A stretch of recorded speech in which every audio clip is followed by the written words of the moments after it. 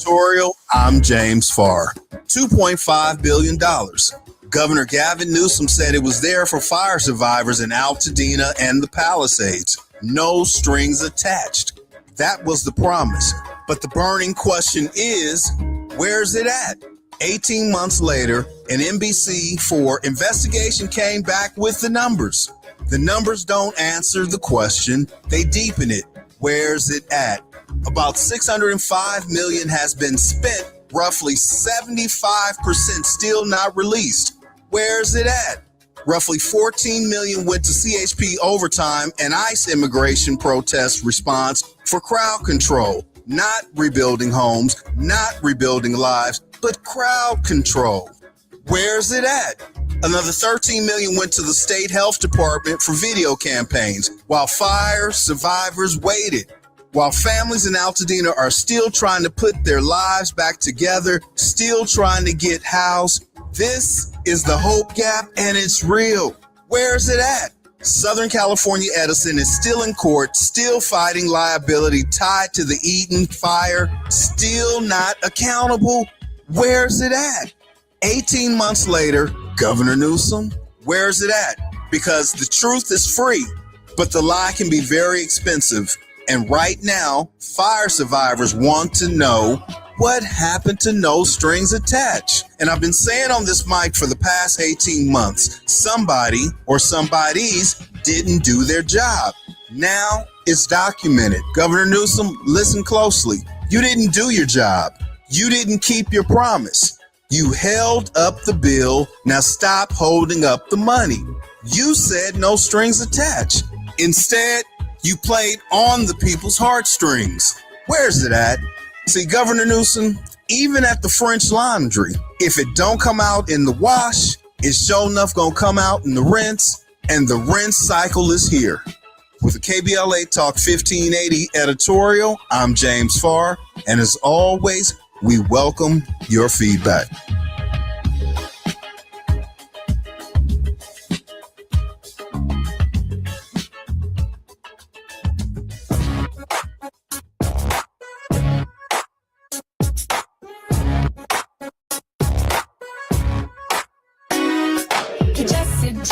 Jackson Jr. Show.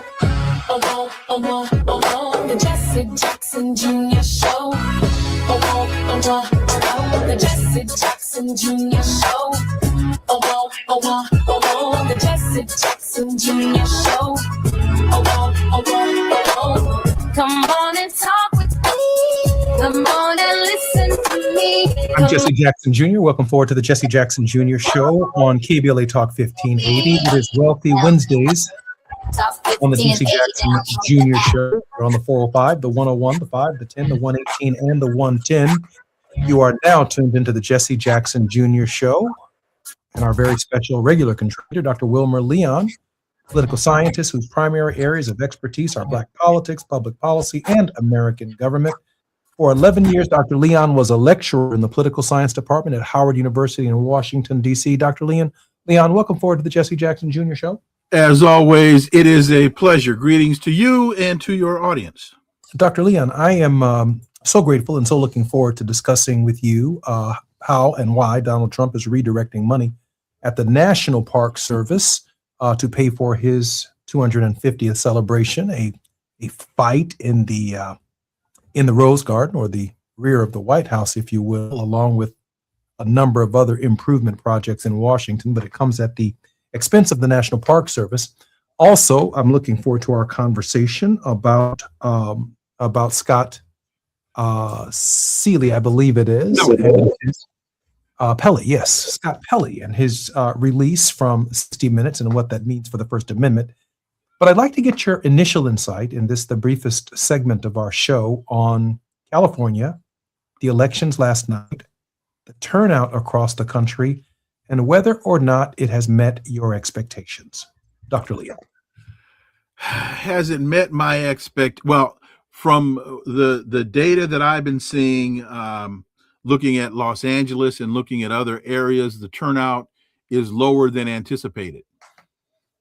And that, on one level, for me, that is surprising because of all that is at stake. But it's not surprising in that I say this all the time, and folks, I guess, Wilmer, why do you keep saying this? I don't hear, first of all, the Democrats aren't operating as an opposition party. They're operating as the alternative or as the other party. They are not operating as a opposition party. I don't hear them clearly articulating to people why they need to turn out to vote. And so I want to say the numbers in Los Angeles were below 35%,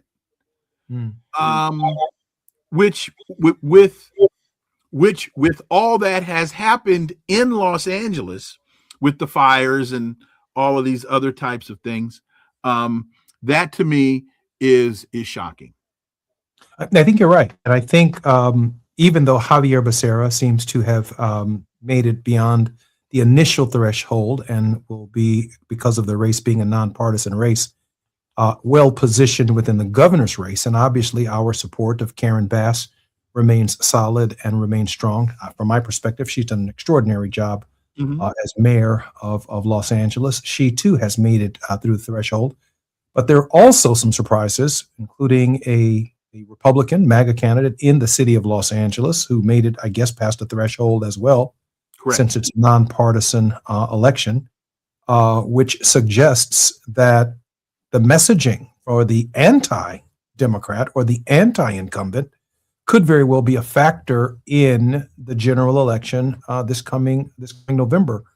And if California does anything, which it does better than most states in the union, given the timing, is they set the trend for what's taking place and could take place across the country. Dark money still seems to be very pervasive in these campaigns. And interestingly enough, Democratic Party national leadership through dark money, their hands are beginning to reveal themselves as on the one hand, arguing for stronger progressive cases and even trying to add an alternative, if you will, to the regime of Donald John Trump. But then on the other hand, you see them putting their finger on the scale in the Democratic primary process, a process that should be open, that should allow multiple voices, and trying to rally those voices back behind a so-called Democratic nominee in the general election becomes more and more difficult after the fractious nature of what takes place in the primary process. Dr. Leon, I'm Jesse Jackson Jr., and to our listeners, we'll be coming forward with Wealthy Wednesdays and worldwide with Dr. Leon when we come forward. A number of critical issues going on in the country. We'll be discussing them right here, right now on KBLA Talk 1580.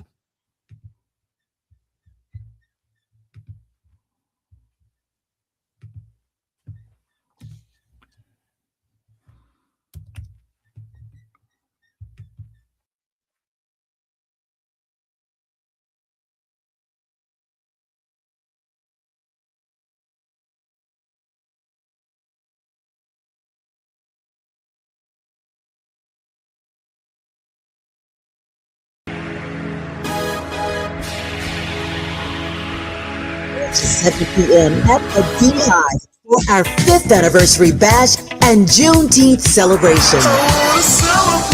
We're talking surprise celebrity guests, a special presentation, and a major announcement you will not want to miss. I can't wait to hear it. Plus, live music, dancing, games, and enough food and drink to keep the party going. Yeah, that's what I'm talking about. Of course, you're welcome to bring your own picnic basket, blanket, and lawn chair. And the best part, it's completely free. But here's the thing. You've got to sign up in advance. Space is limited, so don't wait. Head to KBLA1580.com right now and lock in your spot. Friday, June 19th, The Beehive, KBLA Talk 1580. 5 years strong, and we're just getting started. Happy anniversary, KBLA! Yeah, man. Knock, knock, Capital One Bank guy. Wow, Charles Barkley? I just moved into the neighborhood. Can I borrow some Wi-Fi? Sure, Chuck. That's what the Capital One Cafe is here for, open 7 days a week. Oh, can I use your ATM? My dog walker only takes cash. Anything for a neighbor. Can I try the catchphrase? Sure, take it for a spin. There's no fees and minimums on Capital One checking accounts. Nice, Chuck. I'll take it from here. Capital One, what's in your wallet? Terms apply. Visit CapitalOne.com/bankguide for details. Capital One and a member FDIC.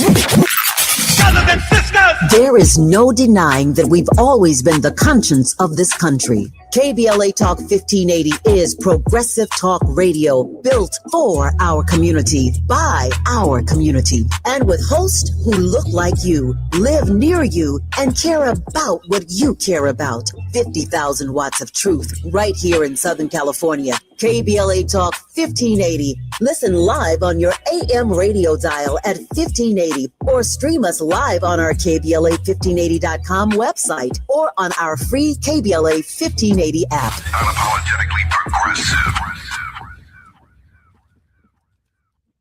Indeed presents hires you can't afford to get wrong, like nuclear reactor safety expert. I disabled the backup cooling system. It was making such an annoying noise. You heard it, right? It was like, We're on a countdown to core failure. And you're saying we don't want that?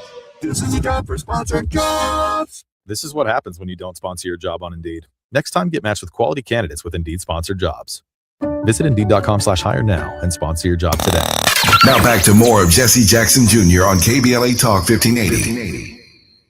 The Jesse Jackson Jr. Show. The Jesse Jackson Jr. Show.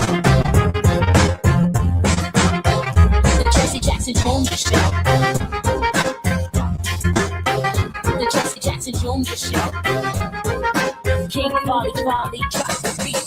Come on and talk with me. Come on and listen to the me. Come on and talk with me. Come on and listen to the me. KBLA Talk 1580. Download the app.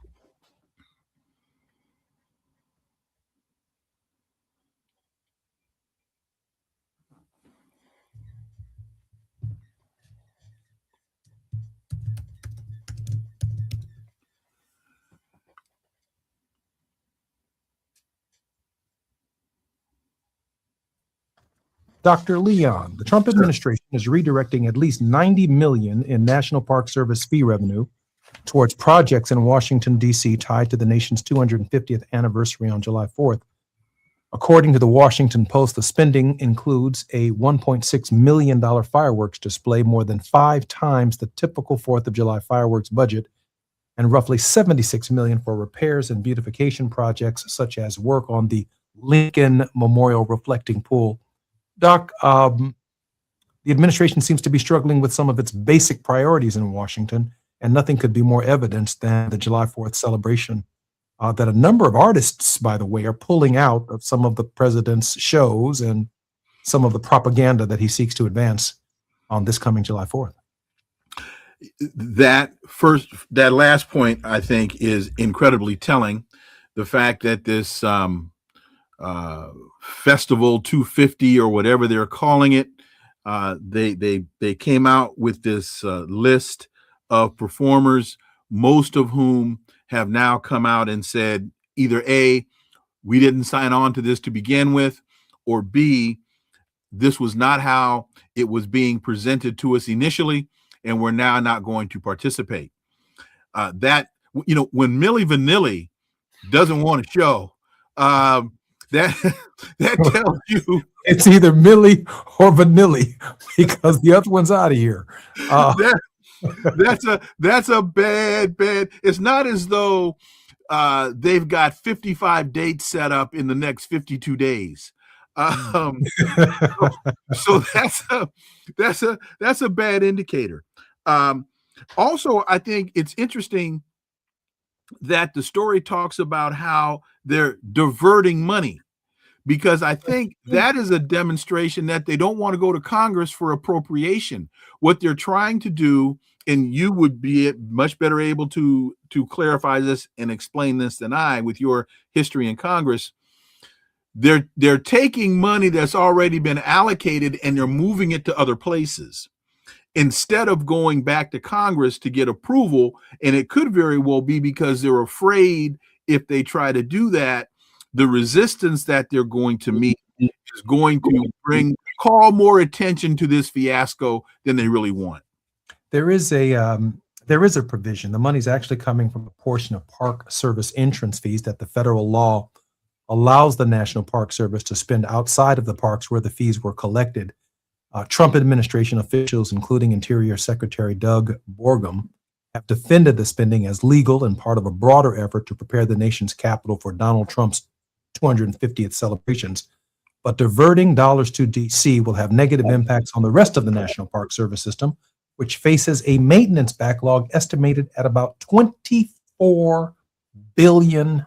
And the president plans to spend $76 million on a single event for a single day in the District of Columbia. A real priority problem. And here's something that I think a lot of people need to understand, especially those that may not frequent or have not frequented national parks. And that is, there's an awful lot of maintenance that has to go into keeping those natural areas natural. So when you're hiking on trails, those trails have to be maintained.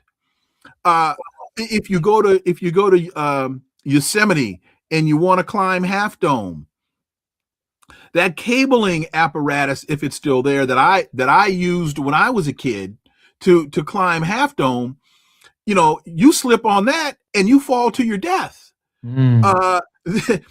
You slip off some of these trails and you tumble into broken bones, concussions, and other types of mayhem, where they now have to send in helicopters to extricate you from your fall.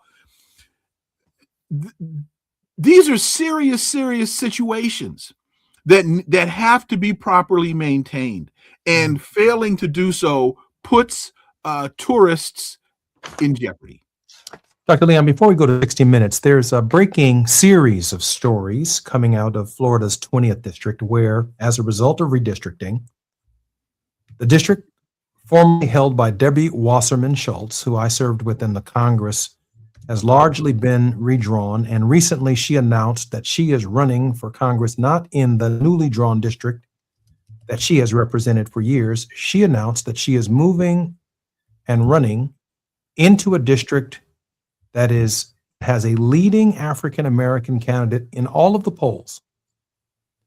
And Hakeem Jeffries, the leader of the Democratic caucus in Congress, has not supported or suggested that he's going to support Debbie Wasserman Schultz, but presently is remaining out of it. And apparently there is resistance from African Americans within Congress who are asking why one of our allies, who happens to be Jewish, Debbie Wasserman Schultz, happens to be Jewish, would be running in a congressional district that could leave Florida with only one representative in Congress who is African American, when in fact there is an African American running in that district who is leading in all polls. Now that matters because Debbie Wasserman Schultz has the power and the influence to literally bring tens of millions of dollars into that congressional district and essentially paint for the voters in that district a picture of herself, a picture of her representation,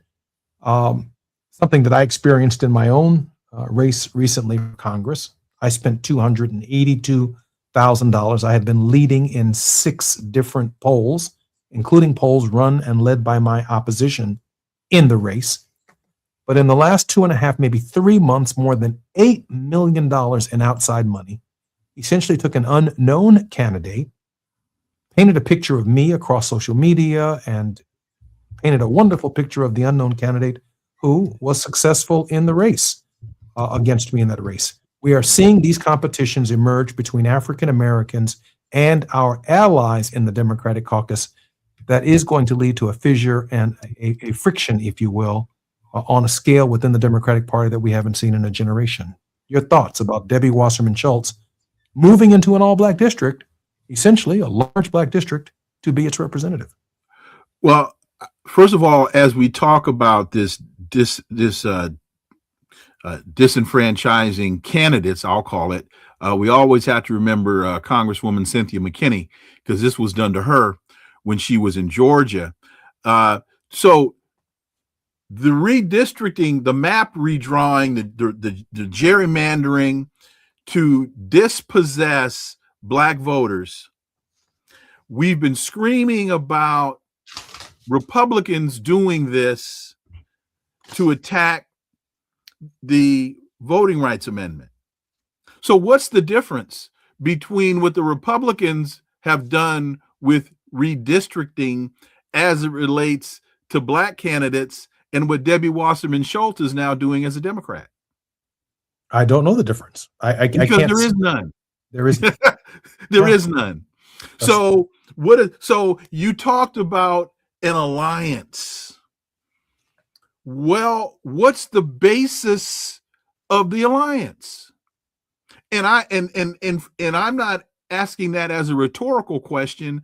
I'm asking that for people to seriously sit down and ask themselves, what's the basis of the alliance?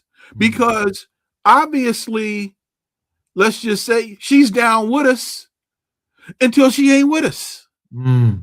She's down with us until it actually now becomes to her advantage not to be. And it's as if she can speak at the end of Second Reconstruction on issues that are politically pertinent to black people at a time when the government itself has turned its back on the progress of black people. The idea that you know what we need or what we want or that what we desire, you have more knowledge of it than our own very capable candidate who's been articulating his message across the congressional district, earning the support of preachers and unions and others, and you're bringing this massive outside cachet, largely made possible by Citizens United, the Supreme Court decision that lets this money come into these campaigns in these poor districts from outside influence. And I find at some point in time it's insulting. We don't do that. There's no black person in America who's running for Congress in a predominantly white or Jewish district in the country where this is happening. We just don't target them. to get to Congress. We don't do it, but we get regularly targeted by our brothers and sisters who have also in their history experienced slave systems. It's also a demonstration of the practical as well as the philosophical realities of white privilege. To your point, if this had been done in your district, you couldn't just pick up and go someplace else and say, I'm going to run here now. There are financial there are realities that would prevent you from a practical perspective from being able to do that. And what in the world makes you think you could? So there's a mindset here. Oh, I'll just pick up and move here to this black district. I'm going to displace the black candidate from that district because I'm in jeopardy on my home turf. That's doesn't get any clearer than that. I'd like to read Scott Pelley's statement regarding 60 Minutes in its entirety. And of course, when we come forward, I would love to hear Dr. Leon's insight. Scott Pelley writes, there's never been anything in America like 60 Minutes. The Sunday tradition is the most successful program of any kind in history. For more than a decade, its innovative growth on every major online platform has extended to reach to countless millions around the world. This spring, at the end of the 58th season, 60 Minutes grew rapidly with an unheard of 9% jump of viewers on CBS. 60 Minutes has been the #1 program in America for decades because our beloved audience finds integrity, quality, and humanity in our stories. When stewardship of the program passed to my colleagues and me, our responsibility was to expand energetically into a new age of media technology while preserving the values our audience expects. Now the new owner of our network is casting this legend aside, apparently to curry favor, a moment of favor with the Trump administration. The waste is heartbreaking. Last month, 60 Minutes lost its DNA when our entire senior leadership and 2 of our best on-air correspondents were cruelly fired without cause. Good people were silenced because they stood up for our audience. They stood for fairness against the forces of political bias. They stood for professionalism against chaos. For my part, new management has instructed me to inject falsehoods and bias into politically sensitive stories. I've been told to include assertions that are unverified. To date, in every case, I've managed to ignore these instructions or refused them. Recently, politicians have been invited to choose correspondents for interviews on the broadcast. Giving politicians control over 60-minute interviews is not how this is done. Finally, incompetence and unprofessionalism in the new management have wreaked havoc.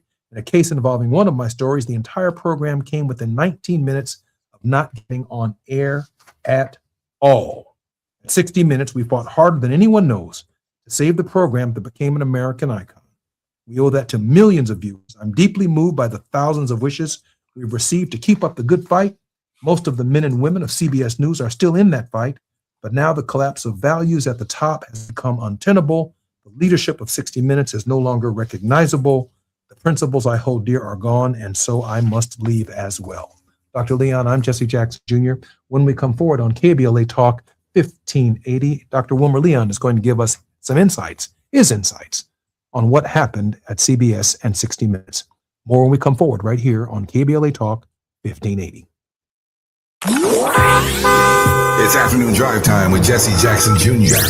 Only on KBLA Talk 1580.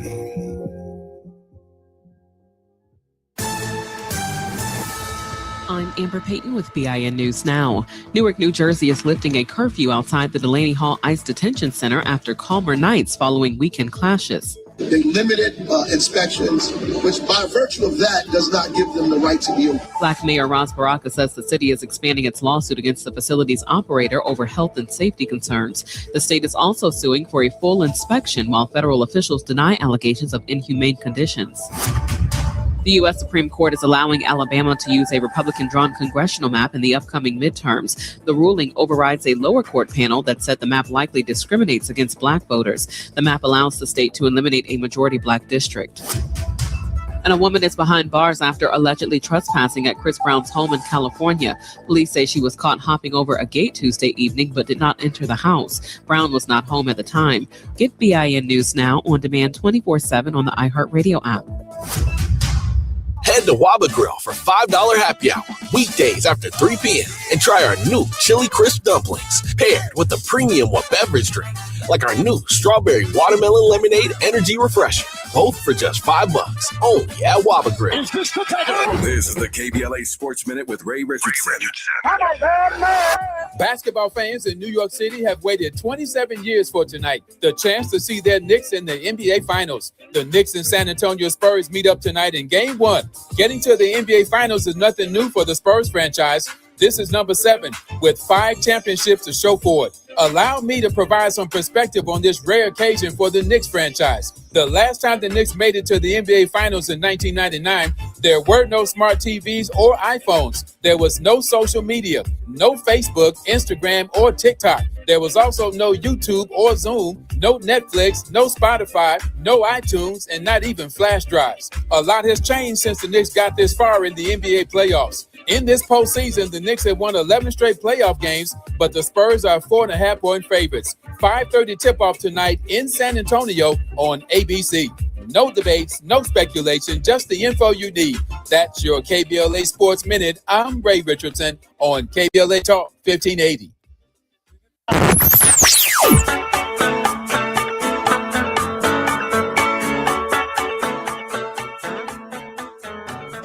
This is KBLA Talk 1580. Talk radio that's music to your ears. We're unapologetically progressive. KBLA Talk 1580. We've got a lot to talk about. Hi, I'm Zoe Williams, a.k.a. the voice of reason, encouraging you to join me weekdays from 7 to 9 p.m. for the world's most intriguing relationship radio roundtable. Every night, I facilitate and encourage our loyal listeners to participate in the most engaging relationship discussions you'll hear anywhere. So make it a point to rendezvous with me, Zoe Williams, the voice of reason, Monday through Friday, 7 to 9 p.m. Pacific Standard Time. Trust me, your relationships will never be the same. The VOR is on fire tonight. Unapologetically progressive. KBLA Talk 1580. We've got your black.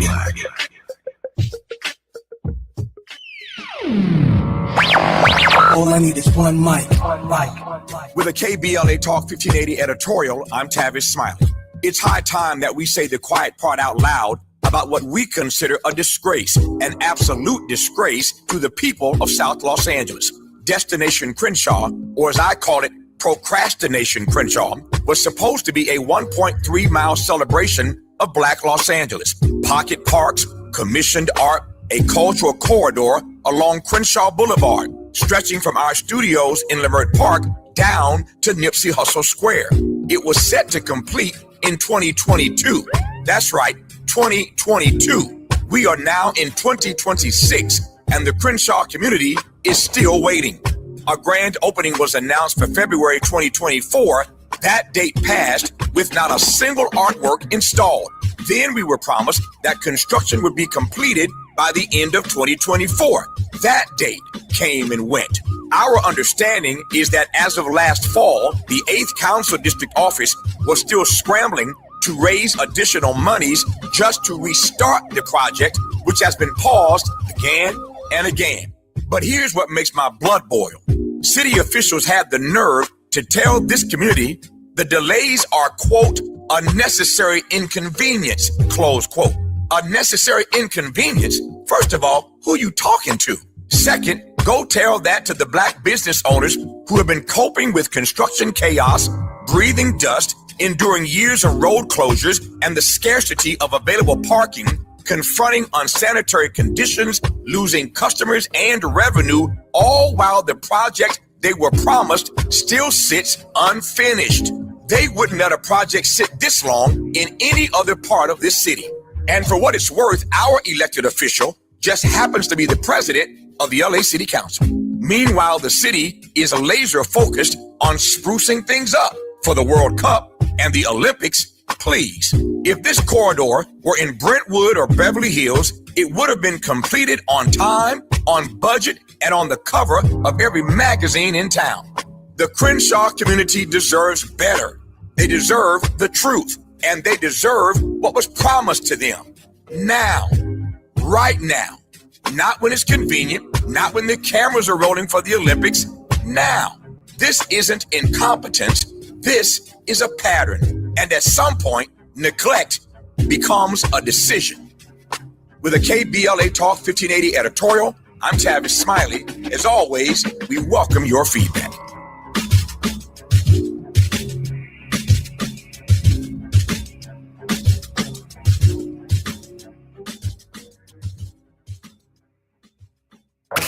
You're listening to Jesse Jackson Jr. on KBLA Talk 1580.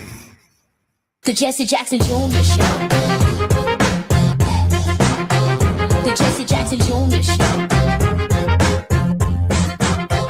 The Jesse Jackson Jr. Show. The Jesse Jackson Jr. Show. King Quality drop the beat. Come on and talk with me. Come on and listen to the me. Come on and talk with me. Come on and listen to the me. KBLA Talk 1580. Download the app. I'm Jesse Jackson Jr. Welcome forward to the Jesse Jackson Jr. Show. It's Wealthy Wednesdays on the Jesse Jackson Jr. Show, and we are worldwide with Dr. Wilmer Leon. Dr. Leon, welcome forward to the show. Want to really jump right into the significance and the historic journalistic integrity of 60 Minutes on CBS. What does this mean, Dr. Leon? Well, it means that independent journalism, as far as network television it goes, has just about gone the way of the dodo bird, and I use dodo for a reason.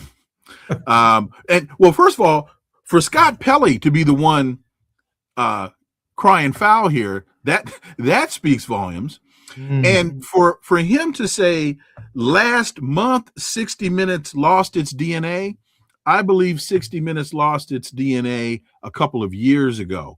This didn't just happen with Barry Weiss taking over and Nick Bilton, I think, is who the new executive producer of 60 Minutes is. 60 Minutes has been lost in the wilderness for quite a while. But with that said, what I think this really demonstrates is as a couple of things. One, as network news programs are struggling with advancements in technology, losing audiences to cell phones, losing audiences to social media, losing audiences as people's attention spans are shortening. They are desperate to find ways to dumb down their coverage so that they can retain something of an audience. And I think another element of this demonstrates the power of Trump and how these networks now are trying to placate him with these mergers have to be approved and all these other things.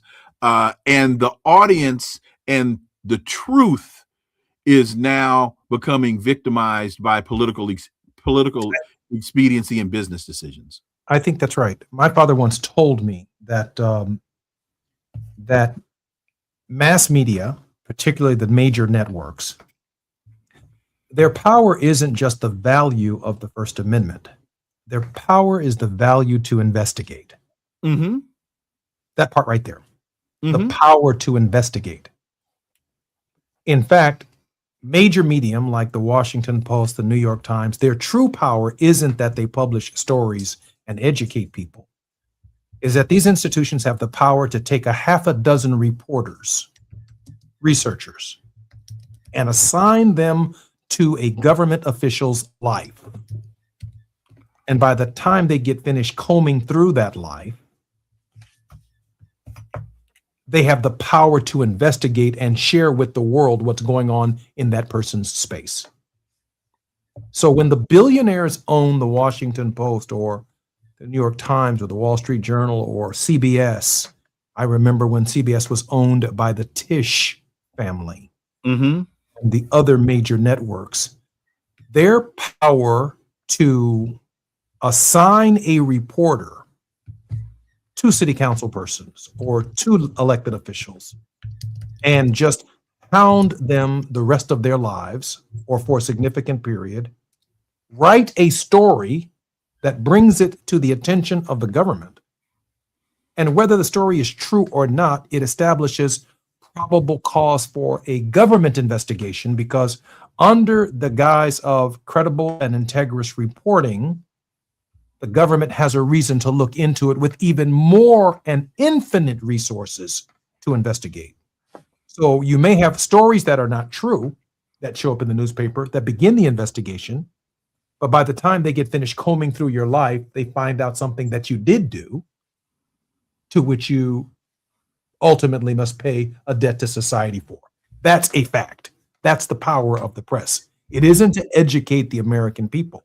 So when you think about a person as wealthy as Jeff Bezos, or as wealthy as the new owners of CBS, do they really need a newspaper? For what?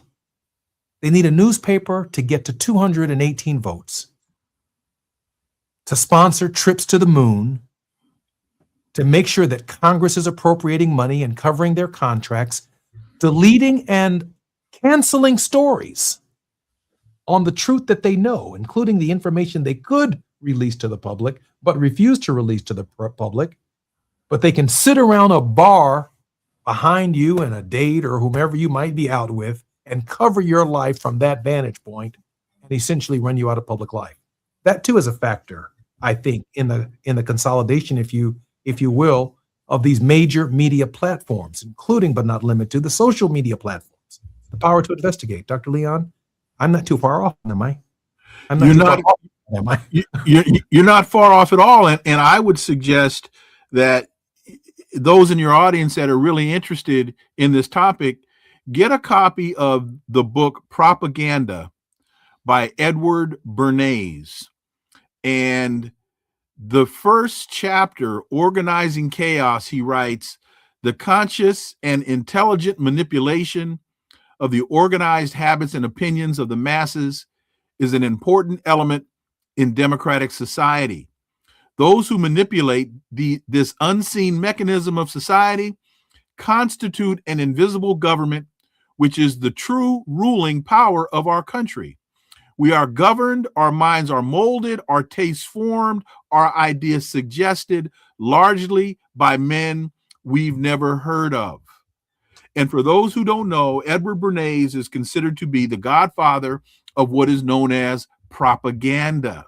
And in fact, Hitler's director of propaganda based a lot of his tactics on Bernays's book. So if you want to get some insight into how your thoughts are being formed, how your thoughts are being managed by the information you're either being presented or not being presented, then you might want to get a hold of Edward Bernays's book, Propaganda, and you will be able to see very clearly what Scott Pelley is telling you as it relates to 60 Minutes. I see it and I've experienced it. Just as sure as I'm sitting here, imagine this. 24 hours after my father expired, I invited the presidents, including the sitting president, to come to my father's service. At no point in time in that service did I ever mention a president's name, other than the fact that members of my family know my father better than everyone in the audience. Give them a chance to share with you what they know about the great Jesse Jackson.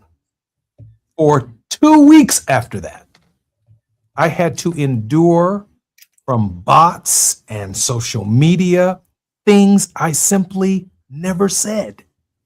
But they took on a life of their own and they impacted the outcome of an election.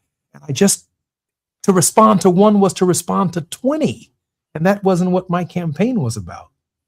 And so I know exactly what this assault looks like. I know exactly what's about to happen in Florida's 20th congressional district. I know exactly what's going to happen in these mayoral campaigns coming in the next season of elections beyond the midterms. I know exactly what's coming, including but not limited to, even in the Karen Bass race, one of the opponents donned a outfit as Batman and turned her into some kind of caricature of herself in the campaign. She's done nothing to deserve that or to earn that.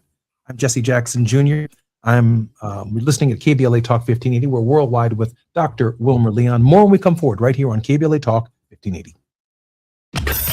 While you're stuck in traffic, we can at least bring you up to speed on the news of the day.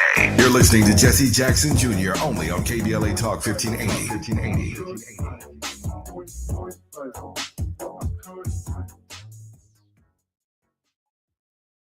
LADWP customers get rebates up to $1,500 when you install a qualified electric vehicle charger at your home. It's like having a gas station in your garage. Get extra savings when you combine LADWP rebates with federal tax credits on chargers installed before June 30th. Visit ladwp.com/EV today and start saving. That's ladwp.com/EV.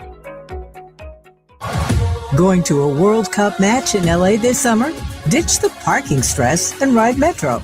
With direct service from across LA County, it's the easy way to get there for just $1.75 each way. KBLA Talk 1580. We've got a lot to talk about. KBLA Talk 1580, connecting you with services and solutions. At the heart of the Al Wooten Center's mission for good citizenship and academic excellence is a desire to ensure that every student avoids the kind of lifestyle and overcomes the kinds of challenges that led to the murder of Al Wooten Jr. In 1990, founder Myrtle Fay Rumpf opened the center in honor of her son's life. In 2026, they are serving more than 300 students in grades 3 through 12 annually online and on site at their youth center and other sites in the South LA area. The Al Wooten Jr. Youth Center takes a neighborhood approach to the revitalization and empowerment of a community in crisis. The Wooten Center provides free after-school and summer programs to help students in grades 3 through 12 attain grade-level proficiency and promotion, high school graduation, and college and career access and success. The Al Wooten Center focuses on academics, STEM, the arts, and so much more. Join them for an enriching experience that sparks creativity and nurtures young minds. Tap in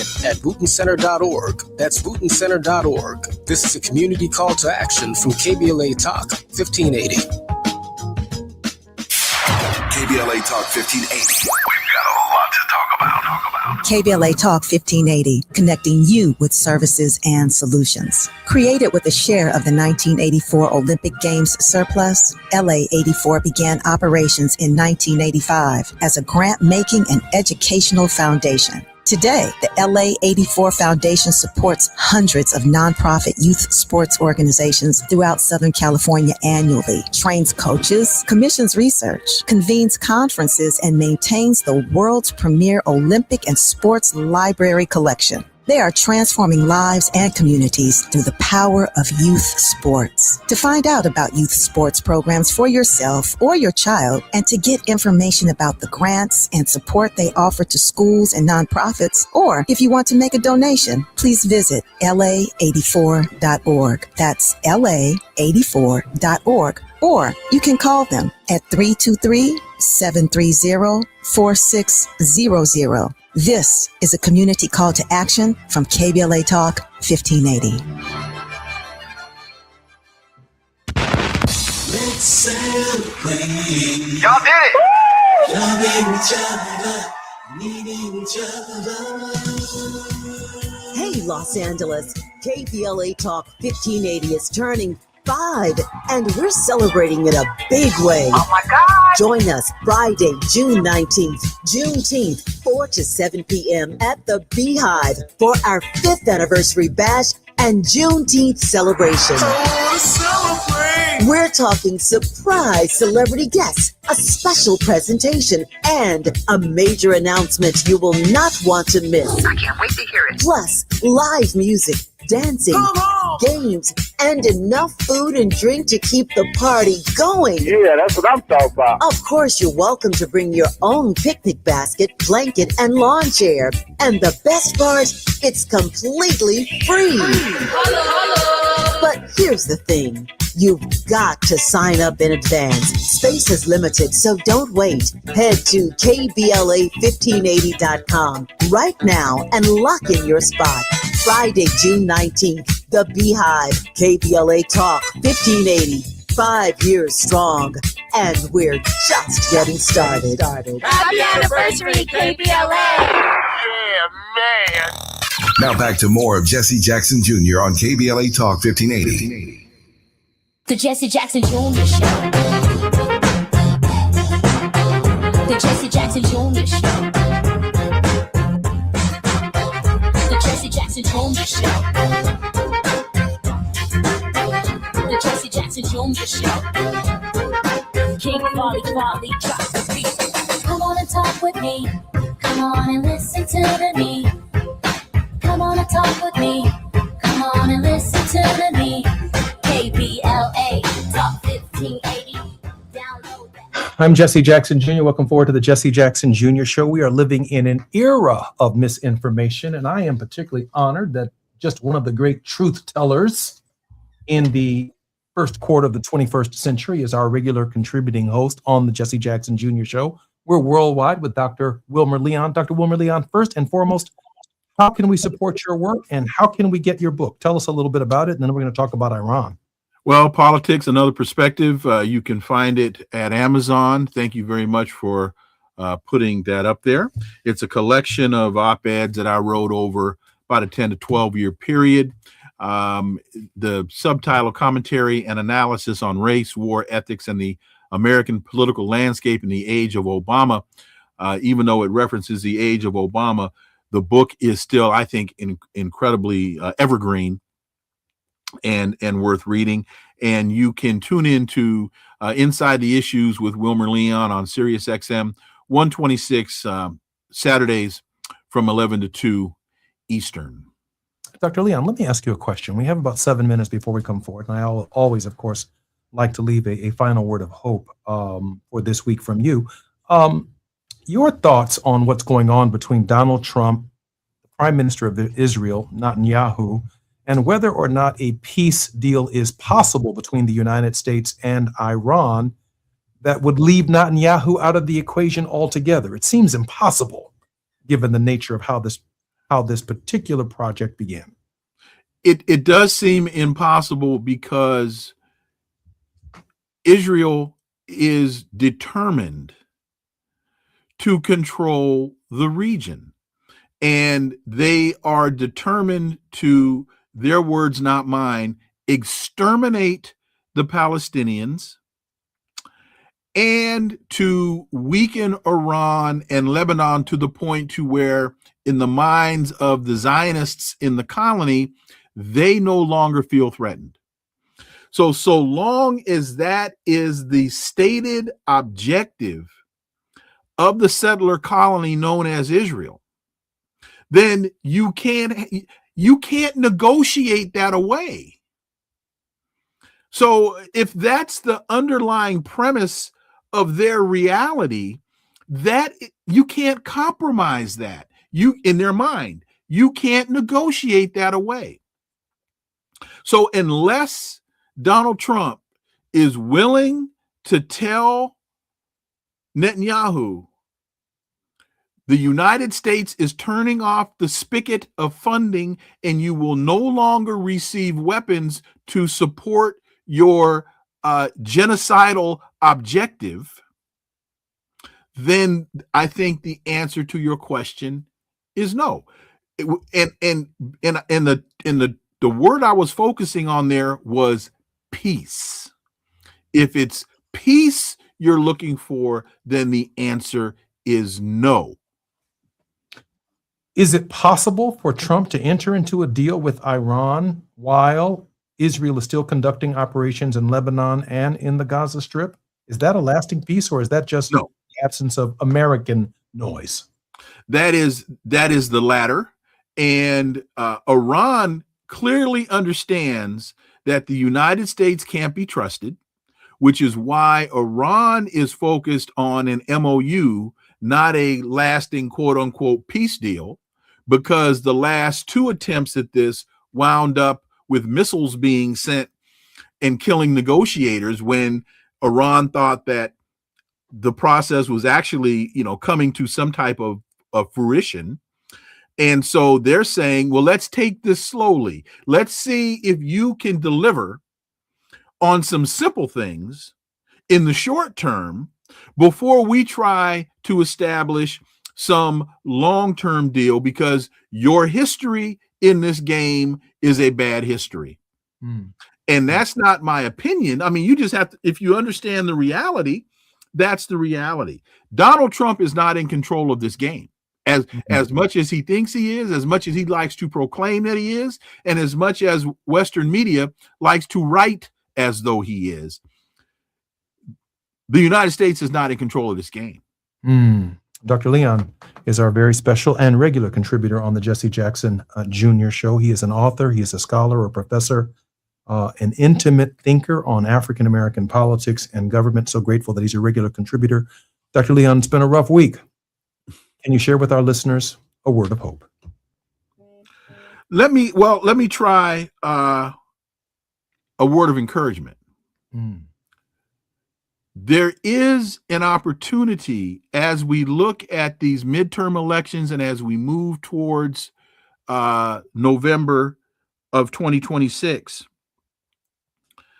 that through participating in the voting process, some power can be flexed. But people have to be given something to vote for, not just being told that Donald Trump is an idiot. We know that. He tells us that every day. We know he's a racist. We know all of that. So I don't understand why the Democrats didn't use these midterms as the preseason. Let's use this yesterday as the preseason for November. Let's practice getting the vote out. Let's determine how we're going to function moving forward, instead of just laying back thinking, oh, well, when the dust settles from the midterms, then we'll go into full gear. There's a reason the NFL has preseason games. There's a reason the NBA has preseason games. There's a reason Major League Baseball has preseason games. They need to treat this as the preseason, or else they may not wind up with the gains that they are anticipating when the season actually starts.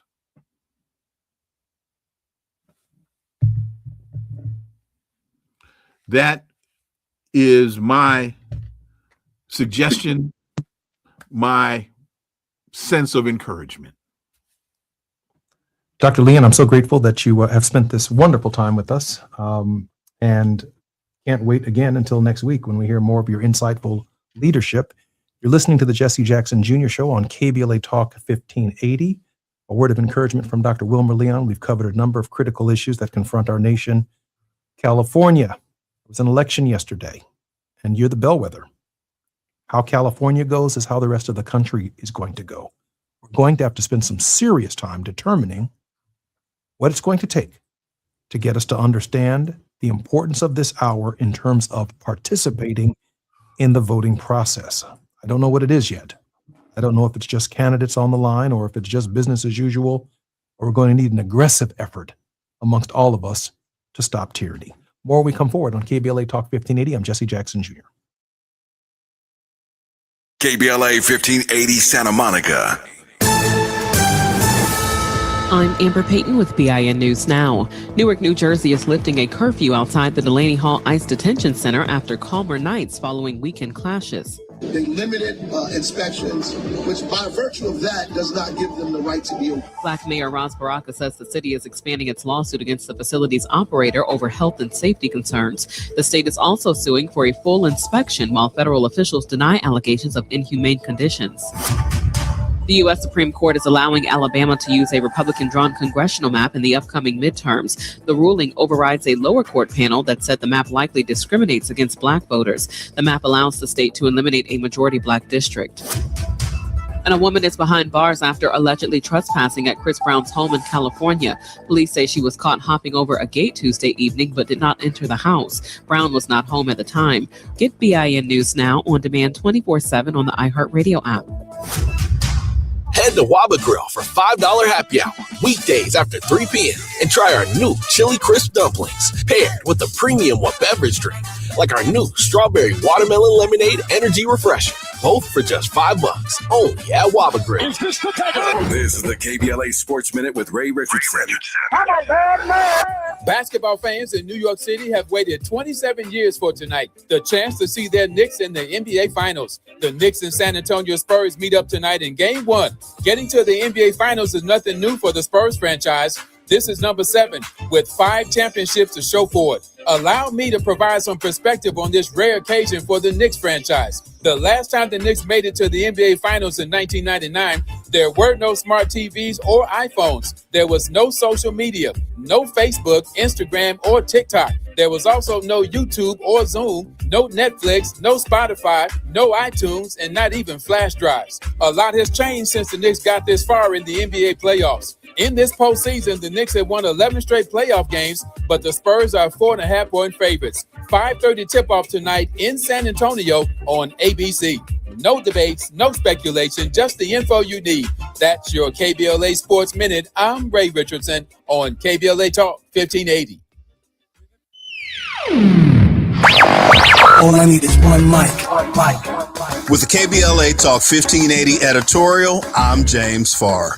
$2.5 billion. Governor Gavin Newsom said it was there for fire survivors in Altadena and the Palisades. No strings attached. That was the promise. But the burning question is, where's it at? 18 months later, an NBC4 investigation came back with the numbers. The numbers don't answer the question, they deepen it. Where's it at? About $605 million has been spent, roughly 75% still not released. Where's it at? Roughly $14 million went to CHP overtime and ICE immigration protest response for crowd control. Not rebuilding homes, not rebuilding lives, but crowd control. Where's it at? Another $13 million went to the state health department for video campaigns while fire survivors waited. While families in Altadena are still trying to put their lives back together, still trying to get housed, this is the hope gap and it's real. Where's it at? Southern California Edison is still in court, still fighting liability tied to the Eaton fire, still not accountable. Where's it at? 18 months later, Governor Newsom, where's it at? Because the truth is free, but the lie can be very expensive. And right now, fire survivors want to know what happened to no strings attached. And I've been saying on this mic for the past 18 months, somebody or somebodies didn't do their job. Now it's documented. Governor Newsom, listen closely. You didn't do your job. You didn't keep your promise. You held up the bill. Now stop holding up the money. You said no strings attached. Instead, you played on the people's heartstrings. Where's it at?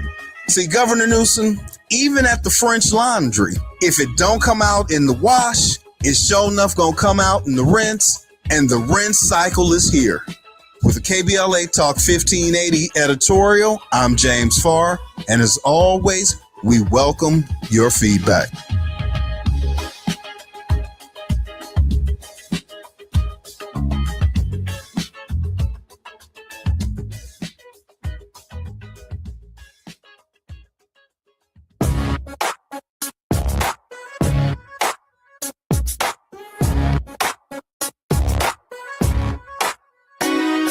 The Jesse Jackson Jr. Show.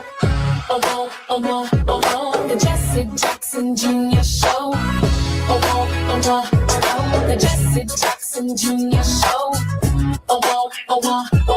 The Jesse Jackson Jr. Show. Come on and talk with me. I'm Jesse Jackson Jr. Welcome forward to the Jesse Jackson Jr. Show.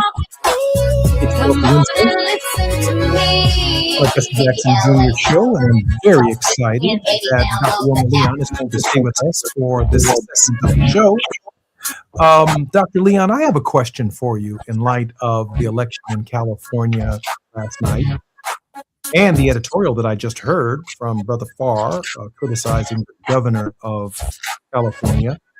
and essentially asking him the political question, where is the beef when it comes to the Altadena fires and the other fires that have taken place that have profoundly impacted our community. I'm wondering, of the Democratic candidates, let's go down a few of them, who amongst them, from your perspective, can inspire the kind of voter registration, voter participation, voter engagement that we experienced in 2008 with Barack Obama? Let us start at the very top. Kamala Harris, your thoughts, Dr. Leon. To do what? Inspire voter registration, participation on a scale that we haven't seen before. To do what? I mean, what's she going to do?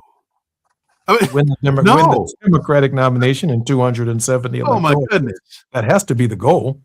No, I don't see where that comes from based upon her past.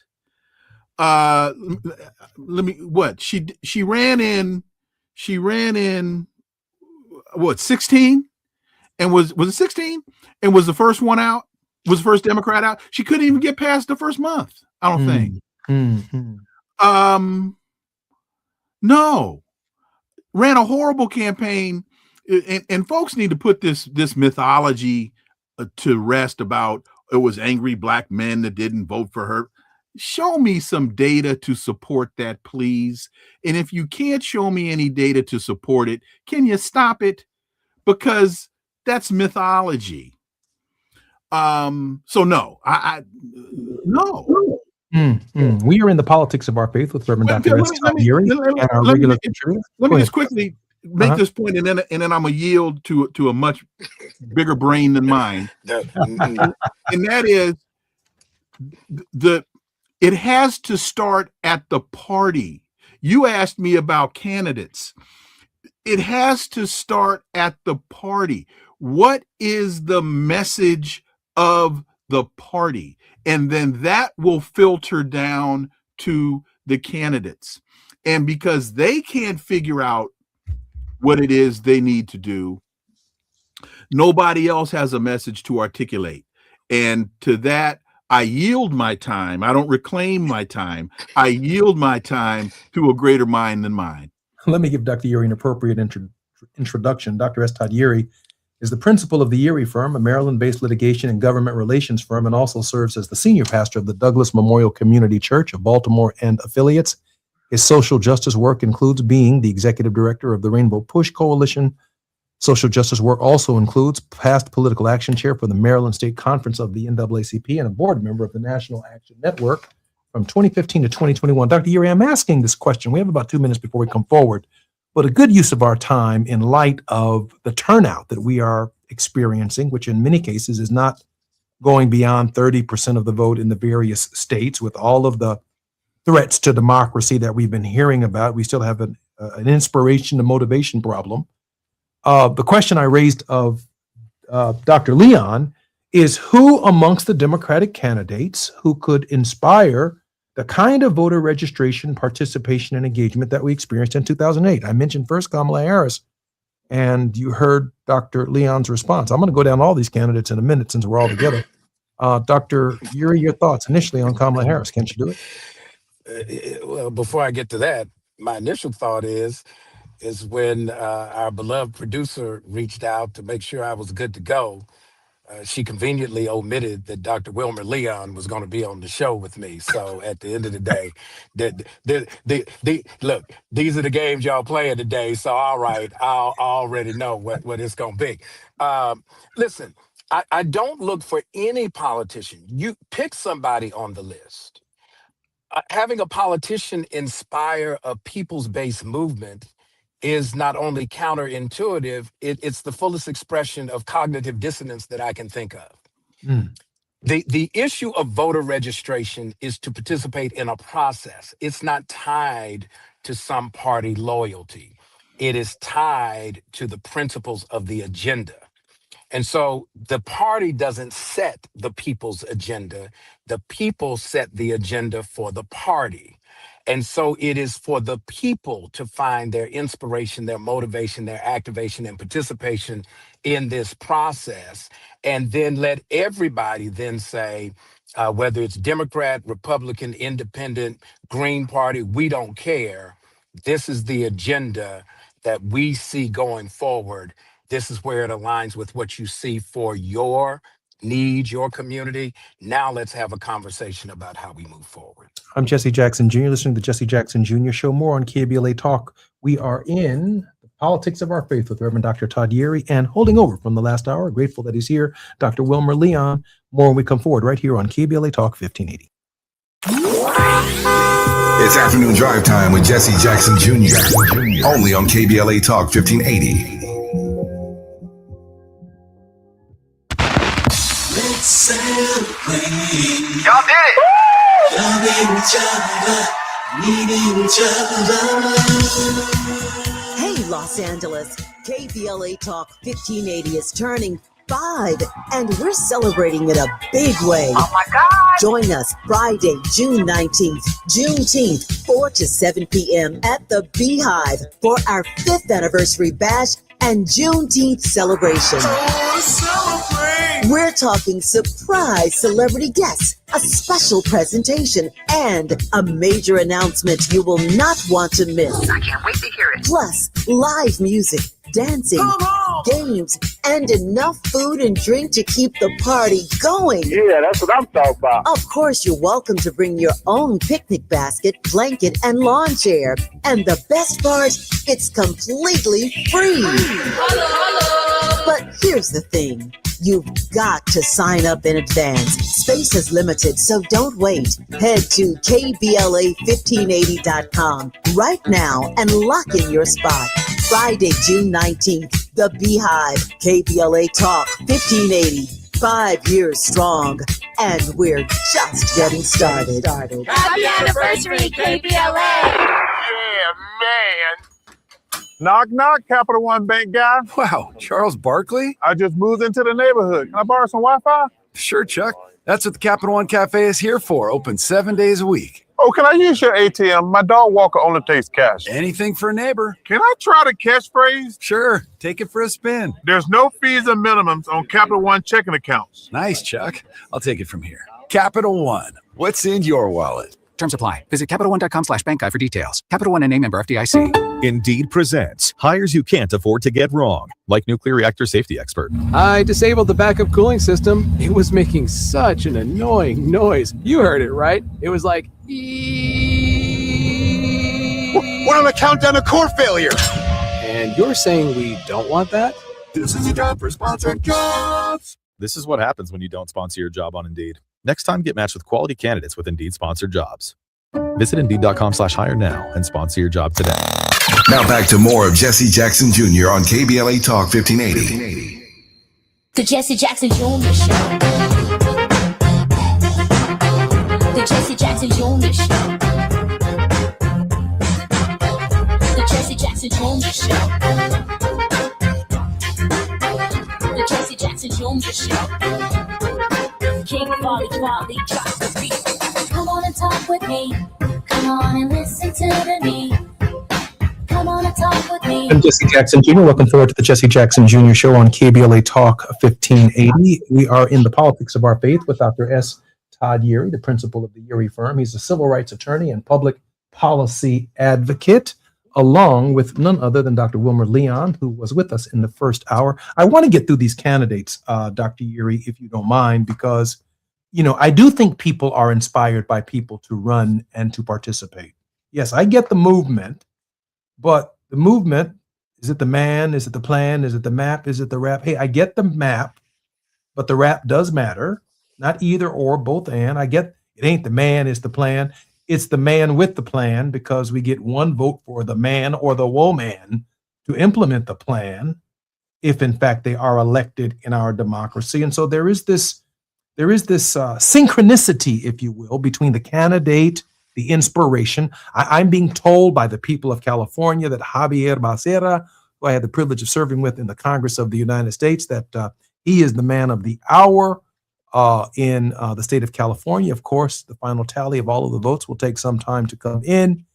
But Becerra statewide, I need 270 electoral votes out of California to regain the presidency. I need a significant number from that state and other states around the country. If we lose California, there is no doubt whatsoever in my mind that we do not win the presidency in 2028. We can't afford to lose the state.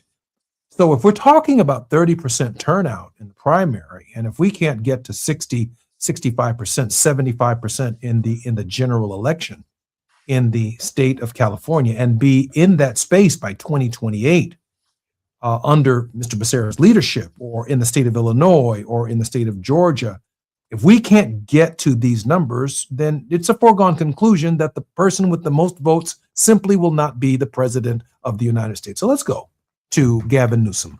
What states do you think Gavin Newsom can win to get to 270? Dr. Uri?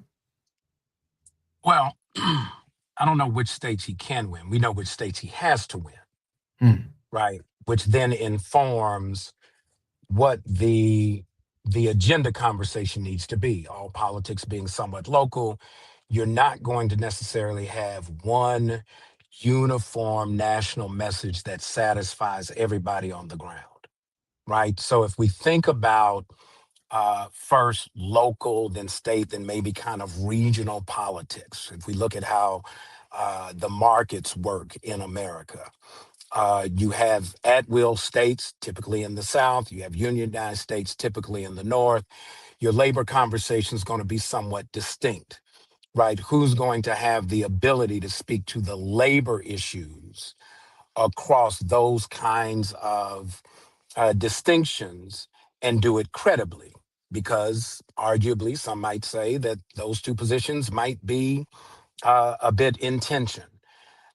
Who speaks to the economic reality of folks on the ground, be they rural or urban, be they issues around international policy, such as immigration, right? And so a lot of this comes from one, understanding what the issues are, right? This is, I spent a lot of time with your father. After a while, you believe, anybody that spent time with your dad believed that they could be a rapper in their heyday because no one could string a memorable context of a message like your dad, right? The Rainbow Coalition was the ability to bring folks together whose immediate concerns, some of them were in a very delicate but necessary tension.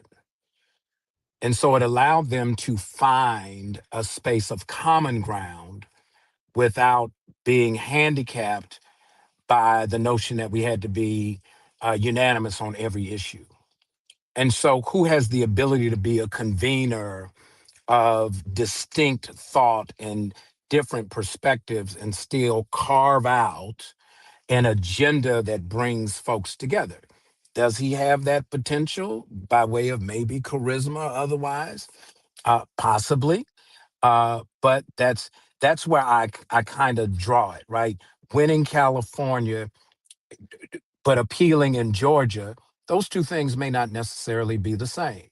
New York, to get its electoral college votes, is not going to be the same as trying to put North Carolina, right, which is kind of purplish these days, in play. And so whoever is on that list has to be able to credibly speak to the authentic needs of the constituency without appearing to pander for the sake of political expediency. So let me be the devil's advocate. That's it. Let me be the devil's advocate. And this, I hope, for the listeners, is not taken as an anti-Reverend Jesse Jackson Sr. critique. I think I've earned the right to be able to offer a critique. Because I think in 1984 and 1988, the moral standard that Jesse Jackson set on all of those critical issues was correct. I was not afforded, nor were my brothers, to be the first sons of the President of the United States, because in order to do that, Dad would have needed 270 electoral votes. Not just a popular movement that was morally correct and right, but 270 electoral votes. With all that we give Reverend credit for, which includes moving the South Carolina primary, the diversity, equity, and inclusion within the Democratic Party, the most registered voters, the Reverend Jesse Jackson never made it to 270. And so by falling short on the 270, which is a difficult critique because I'm all in on everything, Dad. I was very much a part of it. No one surrogated for my father across this country more than I did. So I'm not going to debate that with anybody in my family or anybody in the public. It's just not the truth that anyone can argue they spoke more for Jesse Jackson than I did. It's just not true. I did. Now, with that said, we still need 270 electoral votes. And so any of these other candidates who just are morally correct and courageous, who are not speaking to the needs of rural America in these red states and toggling together, for example, the states that Obama toggled together, which included, for example, the state of Indiana. Been a minute since we won that one. He toggled with that the state of Georgia. He toggled for the first time in a generation the state of Florida to become part of the coalition to get to 270 electoral votes. So I'm not asking a question about moral clarity. I'm asking a question: can J.B. Pritzker, can Pete Buttigieg, can the governor of Kentucky, can Gavin Newsom, can any of the candidates who are running for president or even touting the idea of running for president pull together 270 electoral votes? Again, not a popularity contest, but an electoral contest. Because remember, Bush v. Gore showed us the truth, that you can get the most popular votes and still lose. And I'm not interested in losing. So I need to know from your perspective, amongst those who've been mentioned, whose popular movement, whose messaging beyond their personalities is doing the work in the states for the 270? Yeah. I don't hear a name that I would automatically exclude, but you raise an interesting point. The election for president is not a single election. It is 50 statewide elections to select electors to be the voice of those 50 distinct communities in an electoral process that gets to 270, right? So in this process, we've got to be real clear on the rules of monopoly. We elect in a presidential election and elect the electors by choosing a preferred candidate, right? So the candidate that most fits the profile that you listed should be the candidate that has the best message capacity plan to reach that broad and diverse, distinct group of 50 state interests, some of them common, some of them not, and do it in a way where we don't get what we got last time. And here's what we saw in 2016 and again in 2024. We saw the common message was, I'm going to lower your prices. Sounds good broadly, short on specifics. Now we're feeling the pain. We've seen that dog before. We don't need another dog race to see that again. Who can say we are part of the Great Migration. I've got family members very near and dear to me in the Deep South. I've got family members in the urban North. Their experiences are very different. Who can speak to all of my family, not just a segment of the family, to their existential needs in a way that represents? So I don't rule anybody out just yet. We have a conversation and are open to hearing from all of them, and then let their not just their moral clarity, but their policy clarity, the policy precision, inform our decision. And that is, before we have that conversation, going a little further upstream, has the family sat down to be clear on what do we want from a candidate. It shouldn't be that the candidate comes and tells us what we want, what we need. We ought to come at least clear on that and say, here's the demand and the expectation, what say ye? And whoever fits best in responding to that, you get our support.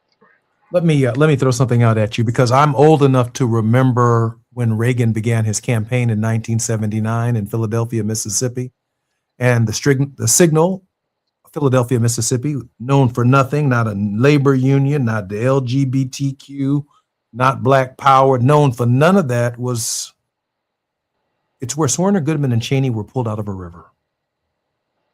And it was so clear that Reagan never had to say anything other than, I'm starting my campaign here.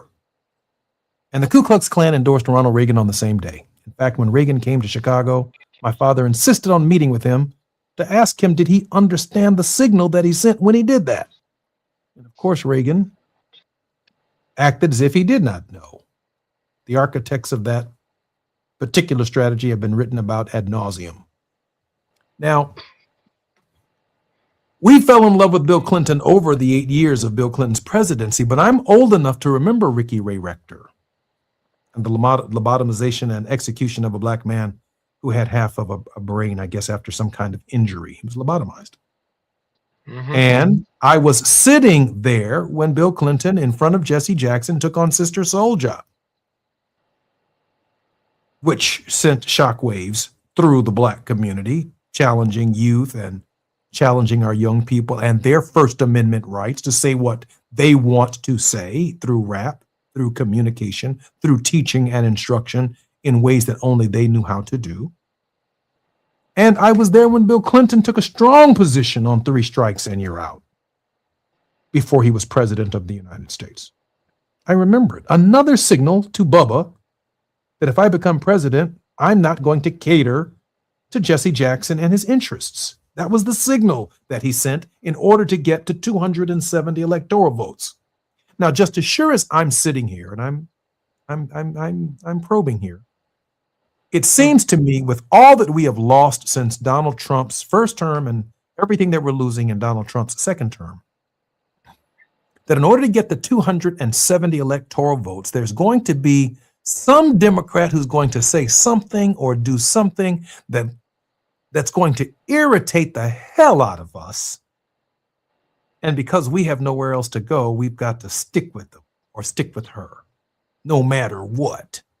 Because in order to get Bubba, who's hypersensitive on the questions of race and the signals of race that Reagan has demonstrated, that Donald Trump has clearly shown us that he is capable of using, and the Republican Party is capable of using, that Democrat is going to have to come with an angle on the 270 that is going to make a billy goat puke.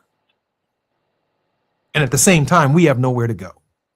That's a fact. That's a political reality and a fact that I'm willing to stake my career on. Well, what's left of it. Dr. Uri? I'll give you this as an analogy.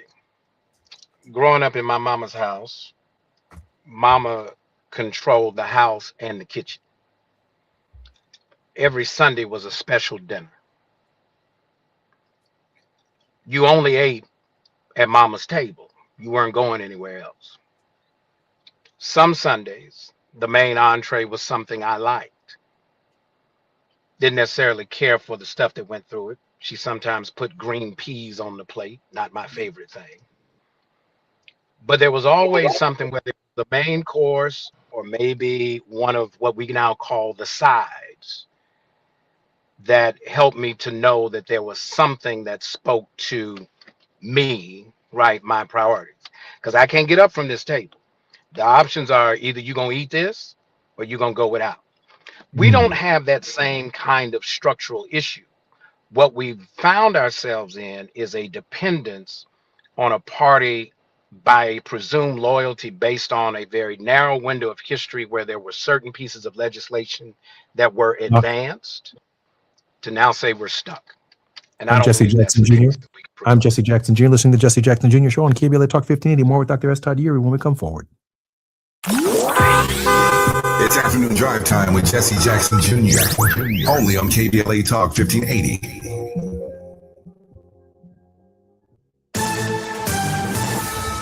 I'm Amber Payton with BIN News Now. Plans for a U.S. Ebola quarantine unit in Kenya are facing local opposition. Hundreds protested outside the military air base where the 50-bed unit would be housed. And it was a very unruly crowd. Kenya's High Court has paused the project until a hearing later this month while President William Ruto defends the proposal. Black congressional candidates in South Florida may unite behind one challenger to take on Congresswoman Debbie Wasserman Schultz in District 20. 4 Black Democrats met this week to discuss whether 3 should drop out and back one candidate to improve their chances in the primary. In the music world is mourning the loss of Peabo Bryson. His family confirmed the legendary singer died late Tuesday afternoon, just days after suffering a stroke. Bryson was best known for songs like A Whole New World and Beauty and the Beast. The 75-year-old was born in Greenville, South Carolina, and attended segregated Beck High School before launching his music career. Get BIN News now on demand 24/7 on the iHeartRadio app.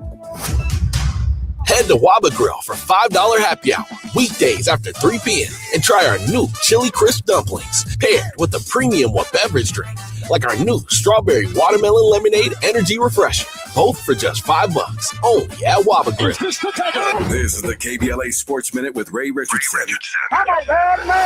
Basketball fans in New York City have waited 27 years for tonight, the chance to see their Knicks in the NBA Finals. The Knicks and San Antonio Spurs meet up tonight in Game 1. Getting to the NBA Finals is nothing new for the Spurs franchise. This is number 7 with 5 championships to show for it. Allow me to provide some perspective on this rare occasion for the Knicks franchise. The last time the Knicks made it to the NBA Finals in 1999, there were no smart TVs or iPhones. There was no social media, no Facebook, Instagram, or TikTok. There was also no YouTube or Zoom, no Netflix, no Spotify, no iTunes, and not even flash drives. A lot has changed since the Knicks got this far in the NBA playoffs. In this postseason, the Knicks have won 11 straight playoff games, but the Spurs are 4.5-point favorites. 5:30 tip-off tonight in San Antonio on ABC. No debates, no speculation, just the info you need. That's your KBLA Sports Minute. I'm Ray Richardson on KBLA Talk 1580.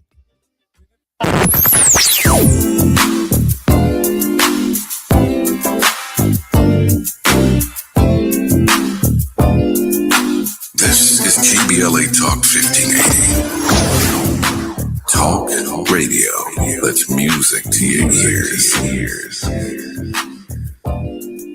We're unapologetically progressive. KBLA Talk 1580. We've got a lot to talk about. I'm Reverend Gerald, the life coach. Is someone you love struggling with addiction and mental illness? Is improving your family's health important? Want to leave a legacy that your family can grow? Are you ready to enhance your perception of life experiences? Then wake up weekends at 7 a.m. with Urban Family Focus and get the wisdom, opportunity, resources, and motivation to live your best life. Join the conversation on Urban Family Focus Saturday and Sunday at 7 a.m. Unapologetically progressive. KBLA Talk 1580. We've got your black.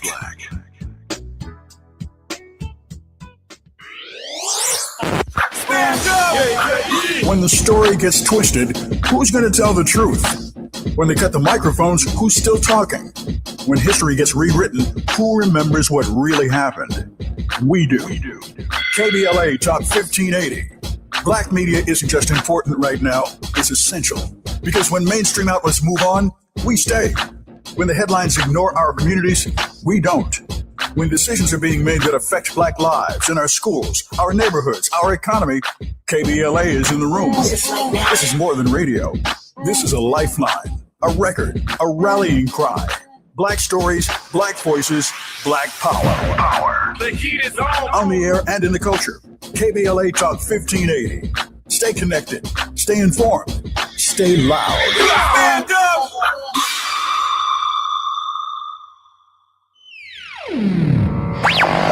All I need is one mic. With a KBLA Talk 1580 editorial, I'm Tavish Smiley. It's high time that we say the quiet part out loud about what we consider a disgrace, an absolute disgrace to the people of South Los Angeles.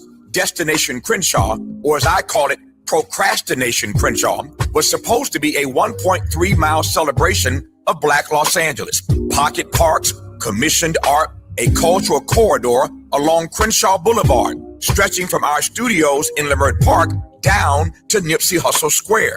It was set to complete in 2022. That's right, 2022. We are now in 2026, and the Crenshaw community is still waiting. A grand opening was announced for February 2024. That date passed with not a single artwork installed. Then we were promised that construction would be completed by the end of 2024. That date came and went. Our understanding is that as of last fall, the 8th Council District Office was still scrambling to raise additional monies just to restart the project, which has been paused again and again. But here's what makes my blood boil. City officials had the nerve to tell this community the delays are, quote, a necessary inconvenience, close quote. A necessary inconvenience? First of all, who are you talking to? Second, go tell that to the black business owners who have been coping with construction chaos, breathing dust, enduring years of road closures, and the scarcity of available parking, confronting unsanitary conditions, losing customers and revenue, all while the project they were promised still sits unfinished. They wouldn't let a project sit this long in any other part of this city. And for what it's worth, our elected official just happens to be the president of the LA City Council. Meanwhile, the city is laser focused on sprucing things up for the World Cup and the Olympics. Please, if this corridor were in Brentwood or Beverly Hills, it would have been completed on time, on budget, and on the cover of every magazine in town. The Crenshaw community deserves better. They deserve the truth, and they deserve what was promised to them.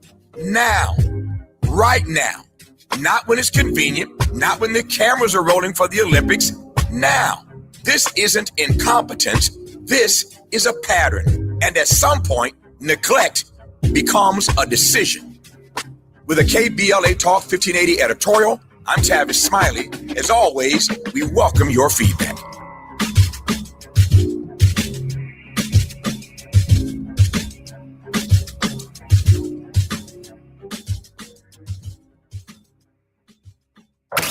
You're listening to Jesse Jackson Jr. on KBLA Talk 1580. The Jesse Jackson Jr. Show. The Jesse Jackson Jr. Show. The Jesse Jackson Jr. Show. The Jesse Jackson Jr. Show. King Bobby. Come on and talk with me. Come on and listen to me. Come on and talk with me. Come on and listen to me. KBLA Talk 1580. I'm Jesse Jackson Jr. Welcome forward to the Jesse Jackson Jr. Show on KBLA Talk 1580. Our very special regular contributor, the politics of our faith, with none other than the Honorable Reverend Dr. S. Todd Yeary, Esquire. Dr. Yeary, welcome forward to the Jesse Jackson Jr. Show. You cooking with hot grease today, man. Let me just tell you. Man, it's the only way to fry a good piece of chicken, man. Only way to fry a good piece of chicken with hot grease. Hey, let's dig a little deeper into this. There are 54 electoral college votes from the state of California. 54 of our 270.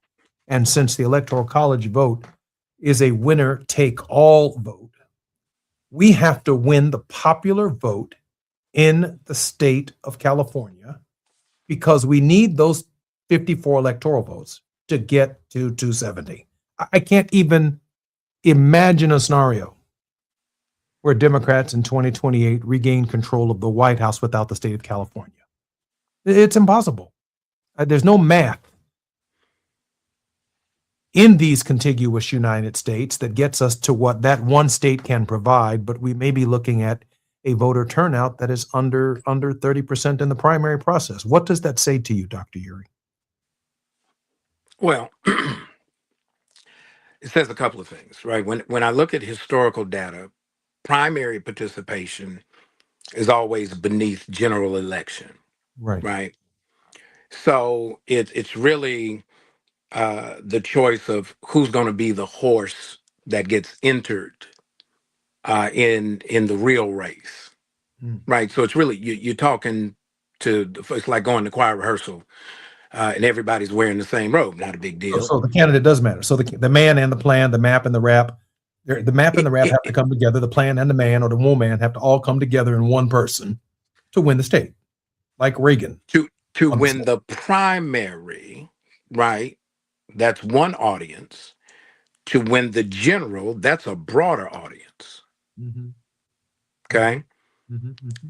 If the internal conversation is so closed that we're really not all that invested in who's going to come forward, that's a challenge. But then we get somebody we don't particularly care for, and that apathy carries over to the general election. We come away with sometimes these very curious thoughts like, my vote doesn't matter. At the end of the day, simply because we don't like the rules does not mean that the game's still going to get played. And if we don't understand how the game affects us, boycotting, putting on your uniform and getting on the floor makes you a spectator. Yeah. That means you bought a ticket to your oppression. Mm-hmm. Mm-hmm. So part of this is there's the primary fight, kind of internal. Then there's the general election fight where let's just, Democrat, you tend to swing left for the primary. You try to move back a little bit toward the center, as close to the center without abandoning the left as possible, because you have this middle group that really doesn't care about party affiliation. We call them independents. And so they're going to get the conversation when the tally takes on a different form. And if you think about it, Republicans are to the right for the primary. Now you got to figure out how do you come back to the center if you're going to appeal to the independents who's like, look, I'm not getting in that. That's like a family argument. I just live in the neighborhood. I'm not trying to get into your family drama. But when you come out and we have a broader conversation about how it affects the community, what does that conversation look like? Mm-hmm. And so I've often thought recently, when we've had these discussions over the years about should we have a third party, I'm not sure that gets you where you want to go. That just means that you're participating in the same process, leaving yourself distinct. But when I consider the Kerner report and leveraging, though we're not the majority, we have the ability to swing the outcome of an election. How do we, maybe our fight is not the left-right, pendulum swing. Once they finish that food fight in the cafeteria, and we now have to have an adult conversation about an agenda, because that agenda going into the general has implications for everybody. How do we make sure that in that conversation, though we are not dominant, right, we are determinative in terms of our block, maybe that then helps us to get more into the participation, voter registration, engagement, participation outcomes, even as they keep changing the rules. We're going to keep coming. In this moment, I can't imagine a scenario one where 54 electoral votes from California are not won by Democrats in 2028, and we expect to win the White House without them. There's no numbers that equal that math. Number two, I almost in this moment can't imagine a scenario where Gavin Newsom, or if Javier Becerra is fortunate enough to be elected governor of the state, where one of them is not a major player in or at the top or as a participant in the ticket, because we need that 54. And I can't imagine a scenario where we get to Washington without at least a southern state or picking up another Midwestern state. I just can't imagine the scenario. And when I look at the candidates and I think about the name recognition of Becerra now and the name recognition of Newsom in California, what it would cost for Pete Buttigieg or any of the other candidates to have the same name recognition that both of these men presently enjoy in California, an absolutely necessary part of the 270. I don't see how they get there. I just don't see how they get there. Now, that might sound like something that is a luxurious conversation, but you and I have lived long enough to know that the presidency is not a popularity contest. It's an electoral vote contest. And if we're not going to use these airwaves to educate people on how critical and how important California is to the future destiny of democracy, then we're wasting time ourselves. If you can hear our voices on the 405, the 101, the 5, the 10, the 118, or the 110, 30% voter turnout is not enough. It just isn't enough. It's not enough to get us there. And you could win the popular vote if everybody in California, the state of Illinois, the state of New York, and the state of Pennsylvania, and one or two other states voted for the Democrat. If everyone in those states, you could probably win the popular vote by 15 or 20 million votes, and you still wouldn't be president of the United States, because it's not a popular vote contest. It is a contest that also takes into account geography, and where those votes come from are a factor in this process. And so, yeah, after last night, I'm trying to handicap this race. I do know that the future of the Democratic Party has something to do with Gavin Newsom, and it definitely has something to do with Javier Becerra. We won't know what it has to do with Javier Becerra until the general election this coming November. And that will be another determination, because if there is a Republican governor that comes from the state, we're going to have some profound problems going into 2028. I'm Jesse Jackson Jr., listening to the Jesse Jackson Jr. Show, The Politics of Our Faith with Dr. S. Todd Geary. More when we come forward on KBLA Talk 1580. While you're stuck in traffic, we can at least bring you up to speed on the news of the day. You're listening to Jesse Jackson Jr. only on KBLA Talk 1580.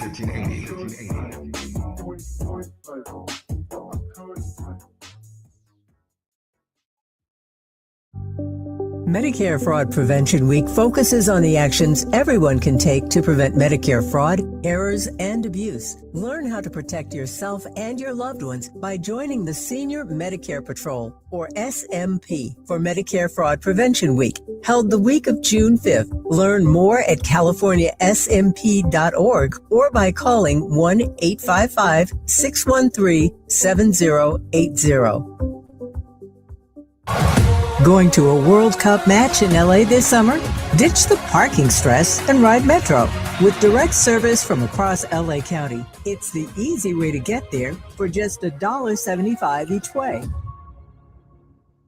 Do you owe back taxes or have unfiled tax returns? The IRS won't quit until they get your money. Here's great news, fresh from those in the know. Major changes have happened at the IRS. If you owe more than $10,000, you may be eligible for a 99% reduction of what you owe. Haven't filed a return for a while? Their happy clients are talking. The IRS was going to levy my bank account, but Guardian was able to prevent that and fix all my IRS issues. Thanks again, Guardian Tax. Need relief from crushing tax debt? The IRS now has special programs. Guardian Tax knows all about them. Personal or business, this is the fresh new break you've been hoping for. We aren't the company you call when you need a hug because you're scared of the IRS. Guardian Tax is the company that wins when you need it most. Guardian Tax Service is really great to work with. They really help me out. I'd recommend them highly. Call now for a free confidential consultation. 800-499-1216. 800-499-1216. 800-499-1216. Results are not guaranteed and will vary based on your individual situation. Lena Bloom for the Bail Project. Imagine you're stuck in a jail cell and you can't afford bail and someone offers you a way out. Just plead guilty and you can go home and kiss your kids goodnight. What do? What thousands have. You plead guilty whether you are or not. Cash bail makes poverty a crime. That's why the Bail Project helps those who can't afford it while fighting to end cash bail. Because freedom should be free. Brought to you by the Ad Council. KBLA Talk 1580. We've got a lot to talk about. KBLA Talk 1580, connecting you with services and solutions. 10 Toes In serves as a mentorship and domestic violence prevention program. They support, educate, and empower couples during and after incarceration. They assist male returning citizens to re-enter society successfully and to help them maintain a healthy relationship with their romantic partner. They offer a mentorship support group for formerly incarcerated men. 10 Toes In teaches its Intimate Relationships 101 curriculum at male prisons throughout the state of California. They host sister support group meetings for women who are intimately involved with incarcerated and formerly incarcerated men. 10 Toes In is a 501c3 nonprofit nonprofit organization. To access their services or make a donation, please visit them online at 10toesin.org or find them on Facebook or Instagram. They are healing lives through relationships. This is a community call to action from KBLA Talk 1580. If you have unfiled taxes or are in debt to the IRS, this is important news. Did you know the IRS has programs specifically designed to help people struggling with tax debt? Powerful tax assistance programs that can save you thousands if you qualify. No one knows these programs better than the experts at Optima Tax Relief, America's most trusted tax resolution firm. A-rated by the Better Business Bureau, their award-winning tax attorneys and licensed professionals have resolved over $3 billion of tax debt for their clients. One call to Optima can start the process, helping to put an end to your worries about wage garnishment, asset seizure, and other aggressive IRS actions. Find the best options to solve your tax problems. Call the experts at Optima Tax Relief today for a free consultation. Call 800-919-9077. 800-919-9077. 800-919-9077. Optima Tax Relief. Some restrictions apply. For complete details, please visit OptimaTaxRelief.com. Now back to more of Jesse Jackson Jr. on KBLA Talk 1580. The Jesse Jackson Jr. Show. The Jesse Jackson Jr. Show. The Jesse Jackson Jr. Show. The Jesse Jackson Jr. Show. King Volley drops the beat. Come on and talk with me. Come on and listen to the me. Come on and talk with me. Come on and listen to the me. KBLA. I'm Jesse Jackson Jr. Welcome forward to the Jesse Jackson Jr. Show on KBLA Talk 1580. It is Wealthy Wednesdays, where we have our regular conversation with Dr. S. Todd Yeary, both a minister, a teacher, and a practicing lawyer. He has one foot in the pulpit, one foot in the courtroom, both feet in reality, and he is an exceptional thinker, relied upon by most human rights organizations in the country for solid advice. Dr. Yeary, welcome forward to the Jesse Jackson Jr. Show and to your show, The Politics of Our Faith. You make me think a whole lot, and I have to remember what I just thought about when we get off the line. So I'm trying to take good notes. Well, I do want to press this point before we get to your word of hope just a little bit further. I was thinking during the break that obviously California plays a major role in this, and I was wondering, has there been any update on the NAACP's boycott efforts with respect to our representation and or loss of representation after Louisiana versus Calais? Anything new that's being reported upon by the NAACP? Any progress? I have not heard. I think there might be a lot of internal strategizing. We see that the Supreme Court is not inclined to disrupt whatever the efforts are. And so we really are in an all-out engagement process, right?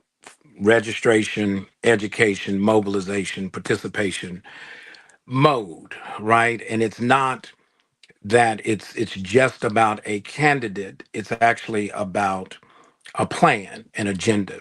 And I went back and I looked, and I hear you. California is significant because it has a number of key votes, key delegates, right? Electoral college votes that are reliable. The other side is basically conceded California because they don't believe you got to have California to win. And they haven't had California to win. Jimmy Carter in 1976 did not win California, and he got 297 electoral college votes. And so to help us get focused on what determines the outcome is the message that speaks to the reality on the ground and who has done the better job of speaking to the people, not talking about the people, not talking at the people, and then gets them to participate. Typically, you only get other, with a few exceptions, 2008 being among them. And then more recently, I think because of the influence of social media and the like, typically even in a presidential year, in a presidential cycle, you weren't really getting close to 60% overall turnout on a consistent basis. And so we still have work to do, even if, we're thinking, all right, based on the demographics, California, New York, these other places that have these large pockets of votes, electoral college votes, should be in play. At the end of the day, there are a few ways to get to 270.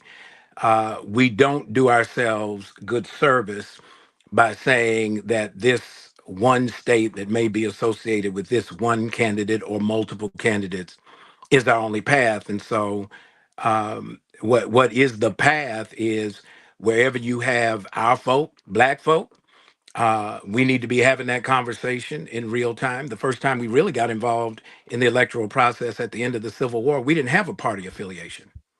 But what we did have was an expectation that the needs for the recently liberated, formerly enslaved persons would be spoken to.